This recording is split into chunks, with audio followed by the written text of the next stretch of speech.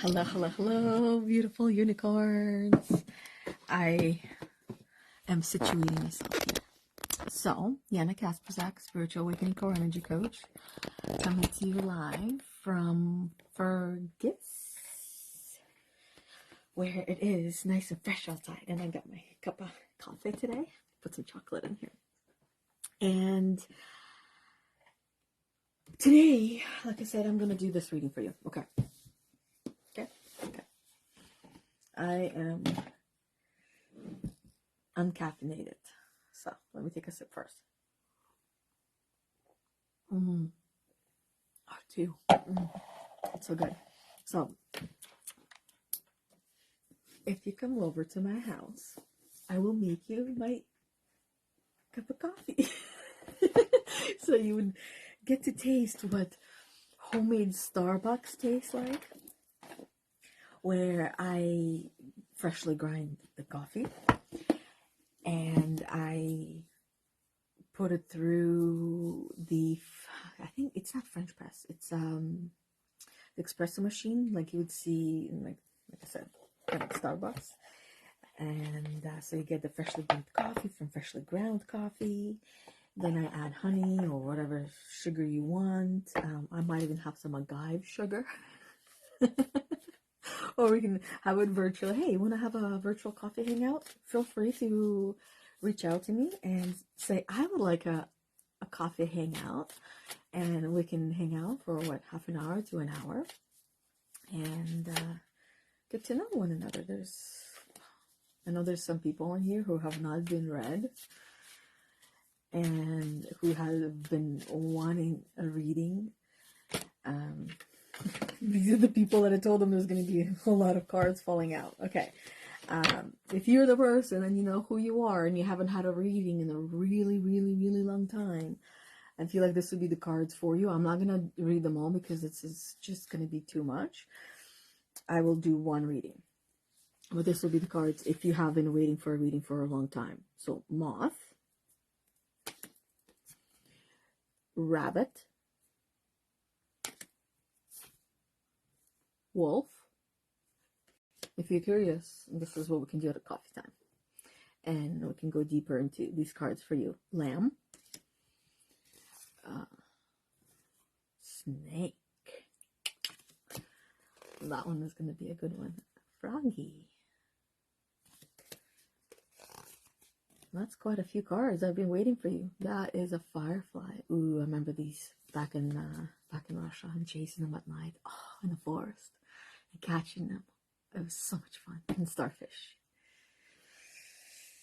So that's 1, 2, 3, 4, 5, 6, 7, 8 cards. The infinity symbol. So if that's the cards, you can tell me what they are. And when we're having our coffee time, and I can dig them out and find them for you. But for now, like I said, we will do just one card. I also actually have Anna upstairs.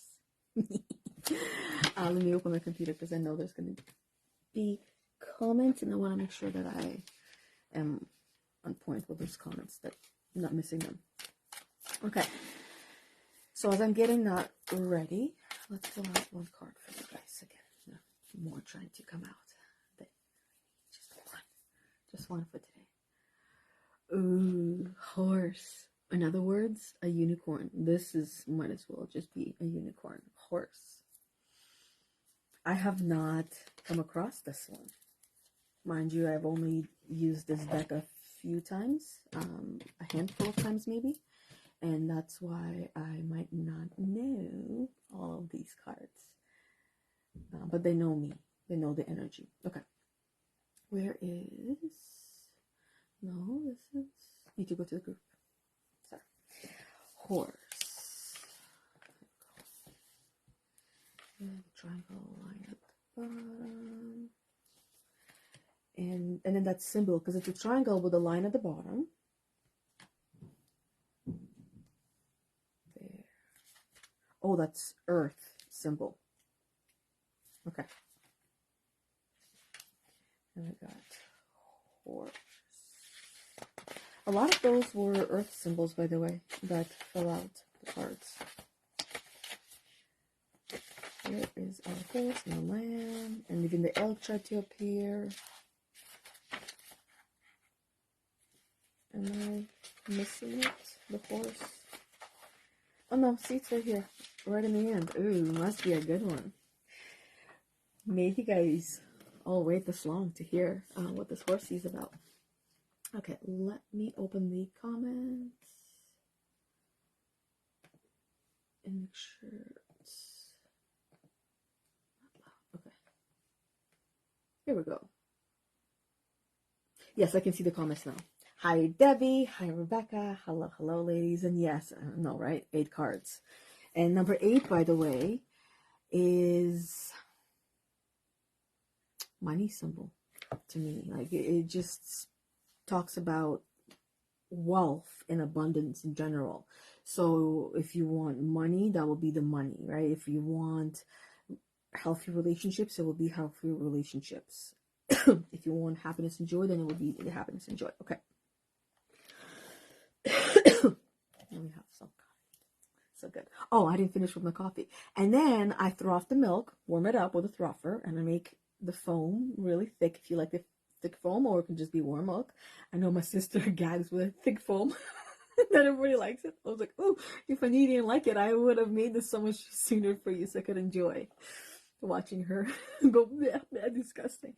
And then I sprinkle some nutmeg and cinnamon and shred white and milk chocolate on top. So it's okay. Okay. The horse. I'll hold it like this so you guys can see as I read. Momentum, freedom, expansive energy, and force. Momentum is something that all of us want and struggle to hold on to. And momentum is a very thing that creates change, long-lasting change. That means that when we get into the groove of doing things and we're feeling amazing with what we're doing, often that's the time people take their foot off the gas and slow down a little bit to smell the flowers, if you will, to enjoy the moment. Do not keep going and doing with what they're doing, unless that's the very thing that they're trying to do. So yes, do more of that. And by slowing down, what happens is the whole entire train that you're trying to bring to this destination that you're trying to go to with whatever that you're doing, there's a destination you're trying to get to with whatever you're doing. And when you stop or slow down, you're going to need to find that much more energy and strength and willpower and effort to start over again. And you know this to be true. You've experienced this throughout your life, where you've done things and you liked and enjoyed, and then you stopped or you slowed down, and then you never ended up going back to them. What are those things for you? What were the things that you started doing and then you stopped? And you find yourself wanting to go back to doing things that same way. The reason why I ask before we go any further, I feel like that word is really important, is because when we have momentum and we're going and going and going, we get to where we're going to that much faster, with that much more free energy almost. It becomes effortless because we just keep going and tapping that little tree once. Like a merry-go-round. If you've ever been in a merry-go-round, you know that it takes a lot of work for you to get it going, right? And then when you're on it, you can just go with your foot, ding, ding, just a little bit, just tap. Or if you're on the outside and you're spinning someone else, you do that a little bit on the outside, barely touching it. And you can just keep going like that, like forever, right? Barely touching it. That's what it will be like. With whatever it is that you're struggling with, you want to overcome. It becomes that effortless afterwards. You just need to keep going as that merry-go-round, as you are going through the shit that is bringing up for you, because it's not meant to be easy. If it was easy, you would have had it a long time ago. You're meant to struggle. You're meant to suffer.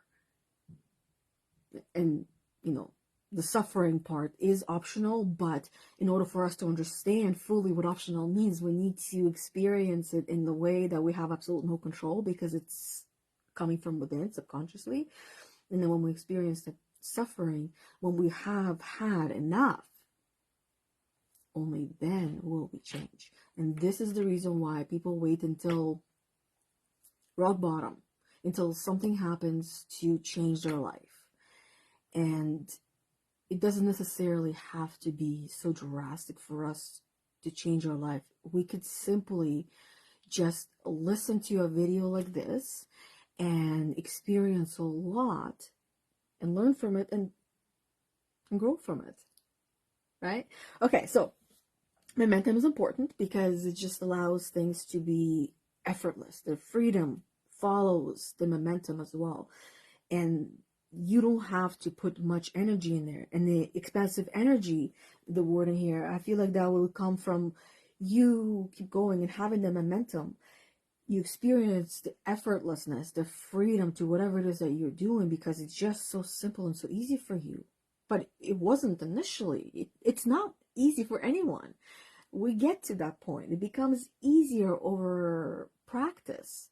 We don't become perfect with practice. We become better with practice, because perfection is something that we will continue to chase. It is our inherent need and desire to be perfect.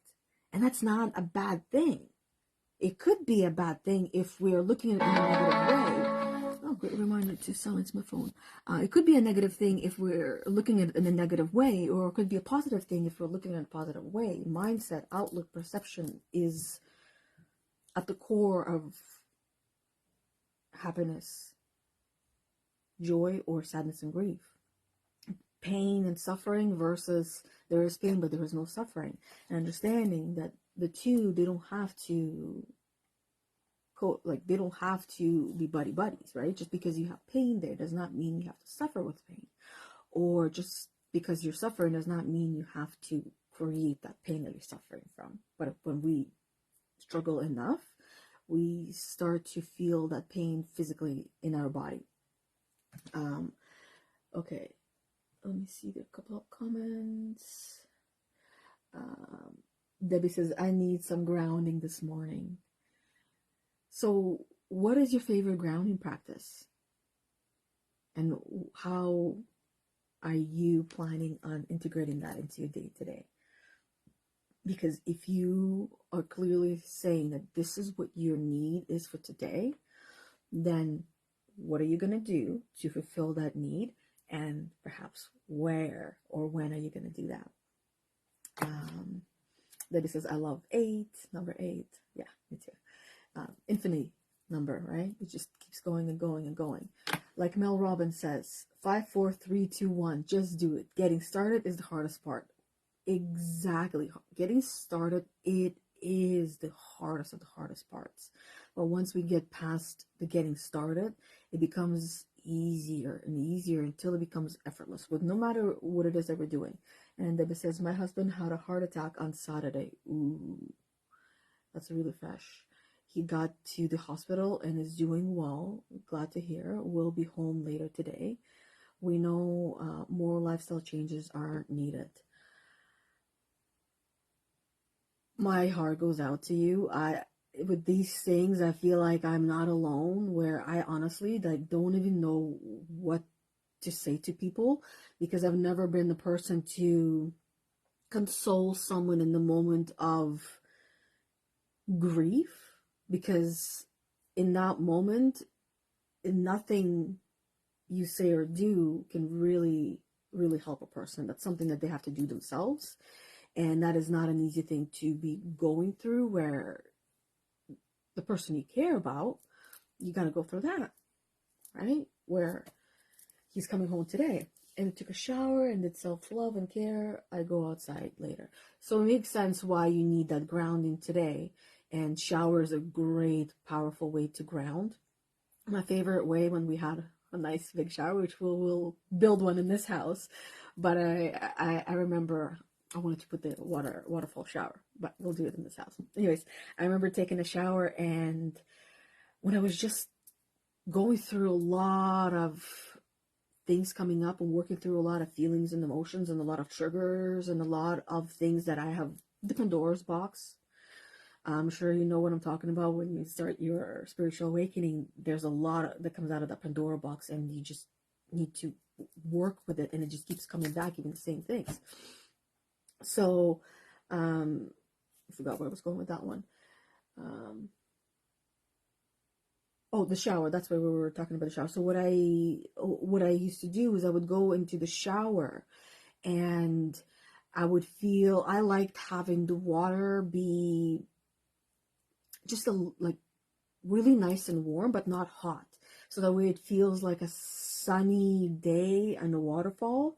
And I would pretend it will be a waterfall and that it's just pure white light.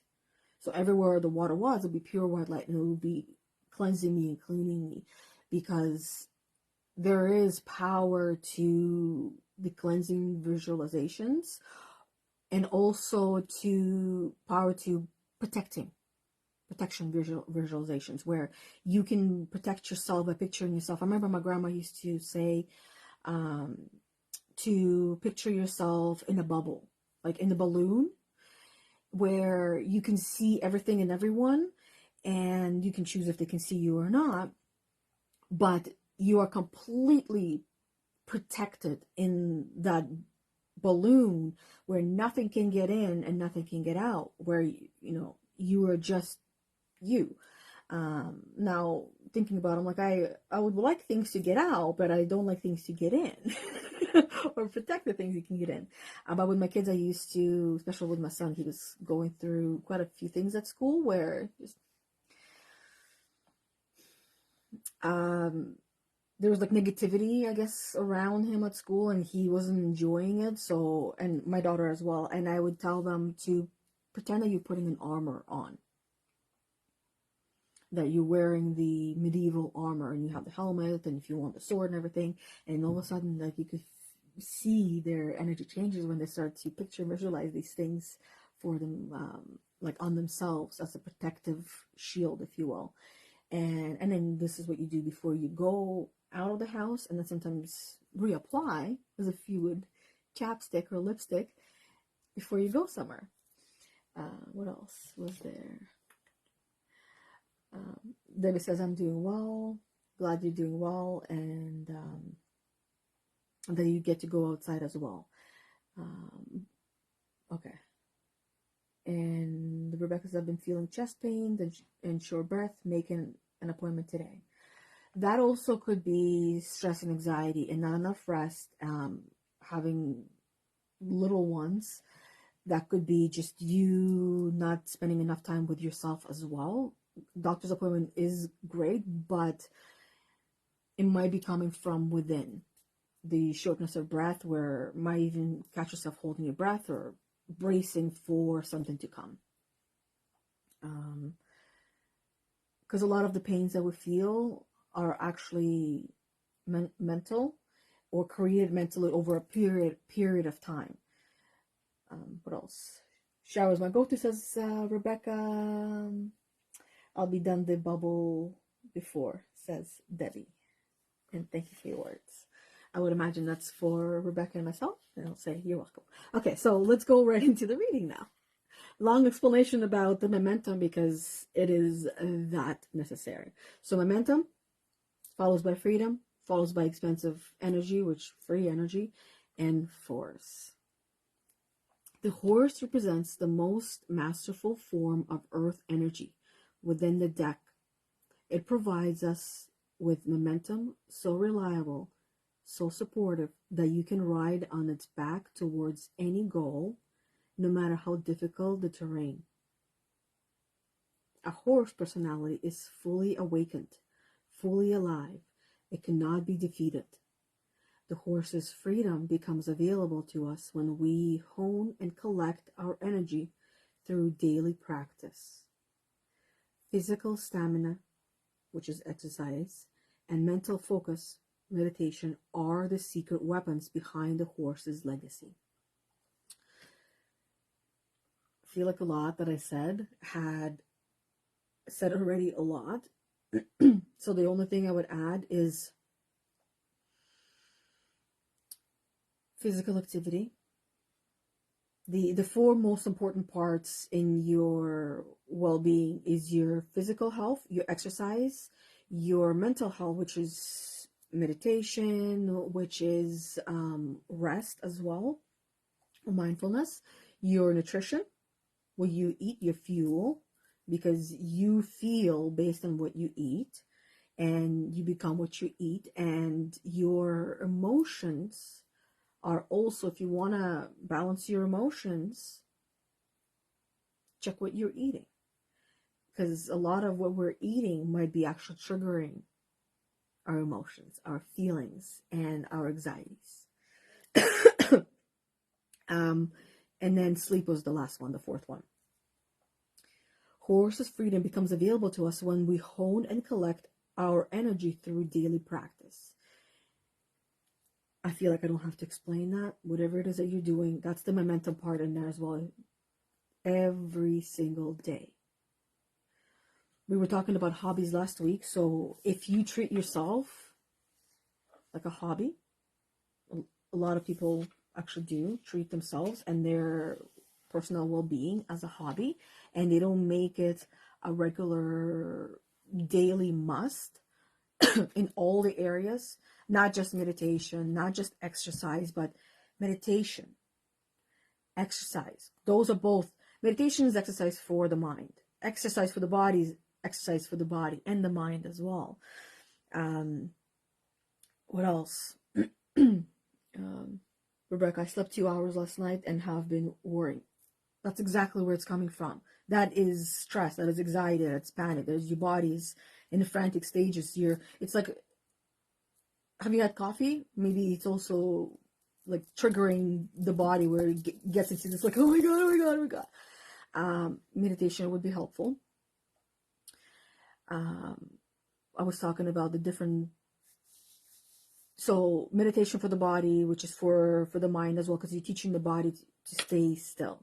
Exercises for the body and for the mind, because you're also teaching the mind and the body to stay and keep doing what you're doing.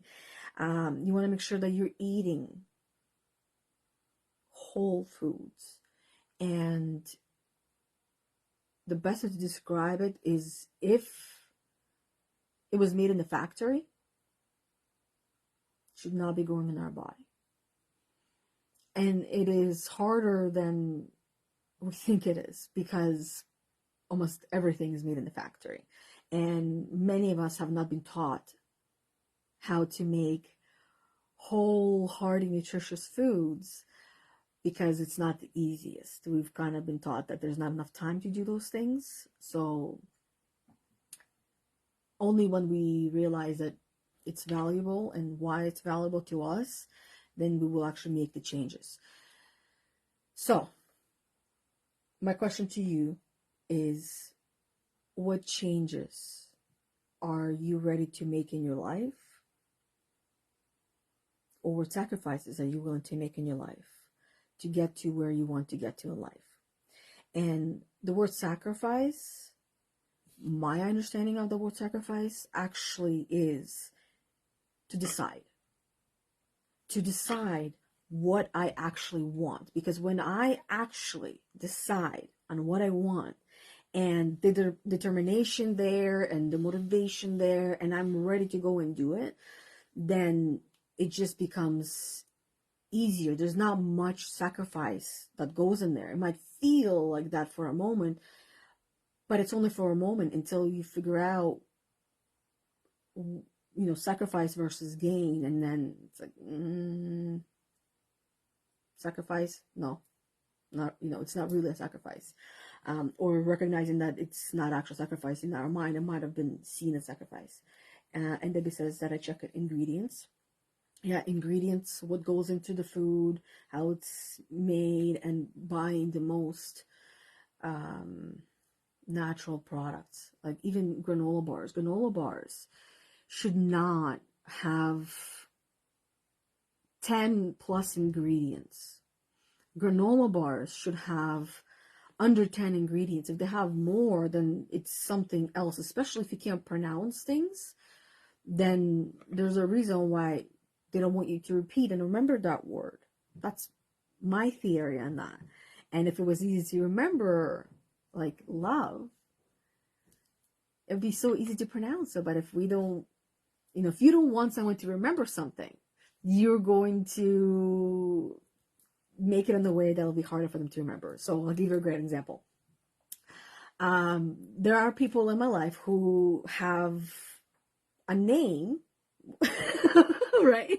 Ooh, yeah, there are people in your life that have a name. Ooh, how interesting. Yes, they have a name, but they have a name that they were given, which is, one example will be Nadezhda, right? And in my language, it means hope. Now, when you come here to Canada, that name is now translated into Nadia to make it easier for everyone else. Now, when one recognizes, hey, I can have fun with this, and I can limit interaction to the number of people who can pronounce my name, and therefore I'll go and use my original name and call myself Nadezhda. So less people will even, like, you stand out from the crowd as well, and less people will be able to pronounce, and less likely to like, if I can't pronounce it, I don't want to have a conversation with them. So the same thing with ingredients. If you can't pronounce an ingredient, you're not supposed to have a relationship with that ingredient, perhaps. So questioning everything, that I feel like is the biggest part of spiritual awakening. When you wake up and you start to literally question every single thing, and because things are no longer making sense, and you feel like you were abducted overnight and then brought back, and everything just feels different, even though everything's the same except you. And that's the root, the beginning of the spiritual awakening. Yeah, and I got like a little tickle in my left ear, so you guys can see what that means. Who's talking to us? Tickling in the left ear. Okay, that's all. I'm curious now with the tickling. My body gets like touched or tickled once in a while by different energies, I guess. In this case, it might be the twins, kind of like whispering things into my ear and playing around and having fun. Anyways, okay, I'm gonna go upstairs since I have Anna waiting for me. Hopefully this was a great reading for you guys. Looking forward to seeing some of you, or perhaps all of you, tomorrow at the burn ceremony. And I will mention this in the chat group as well, but in case I won't forget. But I just want to give you guys a heads up. The plan for tomorrow, and we can thank Ellen for this one. She gave a great idea to use bay leaves to write our messages on. After the meditation, we do the burn ceremony to write our messages on, the I am statements, and burn these guys instead of paper. So that's why I want to give everyone heads up, so that way you give yourself or find yourself the space to be able to burn, and if not, do it afterwards. So just a reminder, Sacred Circle, 10 a.m. Eastern time tomorrow. Bring bay leaves. We will just need 2, but I'm bringing a 3rd one just in case one breaks. And then we can figure out why it has broken for you and what is the resistance there. But that will be a conversation after the Sacred Circle if you want to have. Anyways, that is all. Thank you very much for being part of this journey for today. Looking forward to hearing from you guys about what was your biggest takeaway for you today. And other than that, Rebecca said, it's very hard for me to meal prep and feed myself. I only eat organic for the most part, and I'm vegan. Yeah. I'm going to be responding to that one because you got so much on your plate, and often food might be the very last thing that's on your mind. And then figuring out what's good and what's not, and being a vegan especially, there's a lot of foods that would be included in your diet that are processed, that are fully processed, because they're not natural products. And this is where it becomes harder to find what's actual natural and what's not, because there are many natural products and there are others that are not. And as long as the food companies don't take advantage of, I guess, what's happening, as they have been, and hide shit from us and not disclose everything that's in there, we will continue to have the freedom of choice of what we pick to eat. And if it changes where we don't have the choice of what we eat, that is when other changes will take place. And we all know this, right? That when the time comes, we'll figure it out then. But for now, while the labels are still honest and truthful, not to 100%, but close enough where we'll be able to, if we know and understand what those words mean in the back and the label, the ingredients mean, then we'll be that much more well-rounded, where we'll be making more conscious choices. Because conscious choice means being aware of what's in there and then choosing. It's like, hey, I know this is crap, but it doesn't taste like it, so I'm still gonna have it, and I will be just fine feeling like crap in the next 15 minutes, because this will be a reminder, and in a way it's a punishment, because we feel like we're being punished because the body doesn't enjoy the way it feels, so it's punishing us by feeling like crap. So we'll be less likely to do it. Like I said in the beginning, we'll only change when we have suffered enough. If it is eating junk, then it'll be when you've eaten enough junk and you felt like crap enough times, and then you felt the opposite way, you feel great the opposite way, and you choose to pursue that direction and the healthier way, then that's when the journey starts for you. Anyways, I already said bye once. Thank you very much. Thank you for listening, for watching. I will see you guys at the Sacred Circle tomorrow, or next week.